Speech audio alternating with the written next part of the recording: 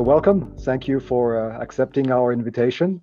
My pleasure. And I'm sure this will be a very good enlightening conversation. We did poll our members a bit and came up with three key questions of interest for our industry, which I would like to share with you and get your insights. The first question will center around the farm to fork strategy. You are in charge of the European Green Deal as Executive Vice President, which was released in mid-December 2019, all within the first 100 days of the European Commission. A number of initiatives and proposals followed, such as the European Climate Law, the European Industrial Strategy, the Circular Economy Action Plan, and in May of last year, the Farm to Fork Strategy and the Biodiversity Strategy. These set very ambitious aspirational targets for the agri-food chain, for the use of pesticides, fertilizers, for organic farming, and many more.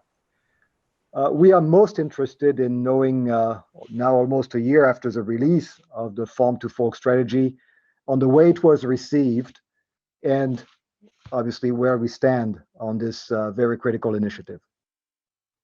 Well, you know, we are now in the middle of negotiating with Parliament and Council the reform of the Common Agricultural Policy. And the Common Agricultural Policy is going to be essential to move ahead with the reforming of the reforms that are needed in the agricultural sector. And I hope we can come to an agreement, especially on making it possible to work with so-called eco schemes that would facilitate the agricultural sector to move towards more sustainable ways of production. If I go back to the origins of the Common Agricultural Policy, what did it want to achieve? It wanted to achieve basically three things. First of all, that the European Union would be able to feed itself. Europe would be able to feed itself. Secondly, that the food would be available at acceptable prices for everyone in the European. And thirdly, that we would do something about the rampant poverty in the rural areas of Europe. So guarantee decent income for farmers. And I think the Common Agricultural Policy for a long time has been able to achieve these goals, especially the goals of feeding Europe and feeding Europeans at with very high quality food at very modest prices. The one element where I think we're struggling, and this struggle has been going on for quite some time, is to guarantee decent incomes for all our farmers. There is still a lot we need to do. Now we know that if we continue with the intensification of our agriculture, with the way we've been doing it over the last decades, we will go way beyond the natural boundaries our planet is giving us. So we need to learn to produce good quality, affordable food for up to 10 billion people on Earth, but then staying within the planet's boundaries. And that is the big challenge of this and future generations. And it's a huge challenge, but it is feasible. It is feasible if we are successful in ecological agriculture. It is feasible if we take into account the need to protect and promote our biodiversity, if we can do agriculture with less pesticides, with less fertilizers, with less medication in the animal husbandry, and if we can also on the consumer side inform our consumers, our citizens better on which food products are good for them and which perhaps are less. So Farm to Fork is about this. It's about offering a sustainable future for our farming communities across the European Union, offering good quality, healthy food to our citizens that will be better informed, and doing all of this within the planetary boundaries that are set. That is what we are trying to achieve. I will be the first to admit that it's an incredibly complicated and huge challenge, but it's also an unavoidable challenge, because if we don't do this, planetary boundaries will impose themselves, and then droughts, wildfires, floods, they will get out of control. And the first victims of that will be our farming communities across the European Union. We fully agree. As you're well aware, we are in the farm equipment sector. We see ourselves as providers of machines. We've done that for decades, and now more and more provider of solutions. And obviously, in all our companies, big and small, these are critical items which we take into account naturally. Producing more, producing better, and also doing it with less and less resources, for sure. Our next question is almost a perfect segue. We'll focus on the adoption of these new and advanced technologies in farming. A key enabler for more sustainable farming is technology in the form of precision farming, smart agriculture, open connectivity, data sharing. Europe is indeed a global leader in many of these areas.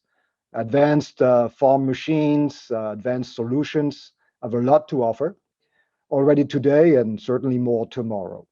And the results of proofs of concept and early adoption field trials are very encouraging when it comes to the reduction of the use of farm inputs, for example, as you rightfully mentioned as well. But are we up to the challenge when it comes to the uptake of these new technologies? The thousands of manufacturers that our organization, Cema, represent believe in these new technologies and are investing massively in these areas. But are we doing enough to support the investment at the farm producers level for farmers of all sizes? That is a key question for us. In other words, is the new common agricultural policy going to be enough to meet these challenges and be successful with the ambitious goals set under the Farm to Fork strategy? Well, I can't stress enough how critical your contribution to the success of the new Common Agricultural Policy and of the Farm to Fork strategy is. We need you and all the expertise you have and all the contributions you could give, because as you say, if we want this to be a success, if we want to feed up to 10 billion people and stay within planetary boundaries, we have to introduce the highest level of technology available, even develop new technologies, so that even the smallest of our farmers has access to high tech. Because that's the only way you can organize precision farming up to pixel farming, I would even say. You could have huge yields on very small spaces and with still a very, very rational use of water and fertilizers and other seed elements you would need. But it has to be accessible to the whole of the farming community, not only those who have a huge scale.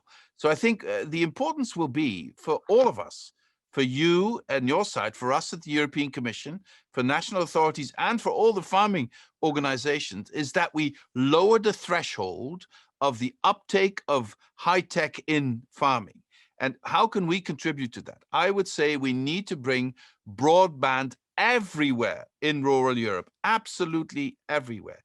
We also need to bring farming closer to cities or even within cities in new technologies that can be adopted. It's a win-win situation for everyone. We need to develop the best possible logistics infrastructure so that people literally live near where their food is produced, or the food gets to the people in a better and more efficient way. We also need to make sure that high tech is low threshold. What I mean is this: that you offer the technology in a way that every single farmer knows how to operate it without needing to have 5 degrees at university. And the beauty of modern technology is that it is high tech and low threshold, and it has to go everywhere in farming communities so that every single farmer knows exactly when he has to use water, knows exactly when he has to use the minimum amount of fertilizer, knows exactly when he has to put out the seeds, knows exactly when he has to take in the harvests and how to get it where. And for that, you need machinery. You need the contribution of your sector. You need inventions in your sector. And we at the European Commission would like to stimulate that also through research, through working with a network of the highest research facilities in agriculture that we have in Europe. You know that I'm from the Netherlands. We have some experience in this area. And I think this is where the future lies. And I also know that this is what especially the young people in the farming communities are looking for. And I would say, if I see one of the problems in our farming community is that families worry that their children will no longer want to be active on the farm, will no longer want to be farmers. And with these new technology, we can offer them a vision of a future that is sustainable. That does not mean that they have to work 20 hours a day for very low income, that they can have holidays like everybody else, that they can also have different roles, not just in producing food, but also being custodians of the natural environment, being the shepherds of our nature and being rewarded for that. I think that if we can approach it from that way and can convince people that farming is going to be more and more high tech, which is not sort of dissociating ourselves from nature. No, it will bring us closer to nature if we know how to use the incredible resources of nature in a more rational way. Fully agreed again. Fully agreed again. When we look at this growth in population, I think it's currently estimated at about 200,000 more mouths to feed per day around the world. The challenge is indeed enormous. And from our side, the equipment replacement cycle can be more elevated in the most modern countries, 5 to 10 years very often. In other places, 10 to 20 years. It does take time.